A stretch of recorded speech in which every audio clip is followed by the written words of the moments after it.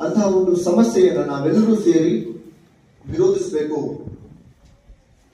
ಅನ್ನುವ ಒಂದು ಸಂಕಲ್ಪವನ್ನ ಇಟ್ಕೊಂಡು, ಅನ್ನುವ ಉದ್ದೇಶವನ್ನ ಇಟ್ಕೊಂಡು ಇಂದಿನ ಈ ದಿನವನ್ನ ನಾವು ವಿಶ್ವ ಮಾನವ ಕಳ್ಳ ಸಾಗಾಣಿಕೆ ವಿರೋಧಿ ದಿನ ಅಂತ ಹೇಳಿ ಇಡೀ ಪ್ರಪಂಚದಾದ್ಯಂತ ನಾವು ಎಲ್ಲ ಕಡೆ ಕಾರ್ಯಕ್ರಮಗಳನ್ನ ಆಯೋಜನೆ ಮಾಡಿ, ಮುಖ್ಯ ಉದ್ದೇಶ ಏನು ಅಂದ್ರೆ ಸಮಾಜದಲ್ಲಿ ಪ್ರತಿಯೊಬ್ಬರಿಗೂ ಕೂಡ ಈ ವಿಷಯದ ಬಗ್ಗೆ ಗೊತ್ತಿರಬೇಕು,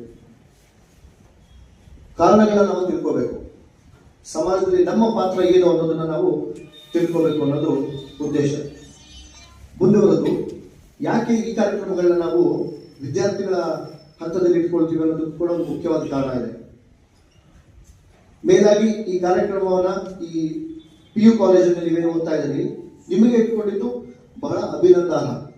ಕಾರಣ ಇಷ್ಟು, 10th ಇದ್ದವರಿಗೆಲ್ಲ ನಿಮ್ಮ ಮನೆಯಲ್ಲಿ ಅಂತಾರೆ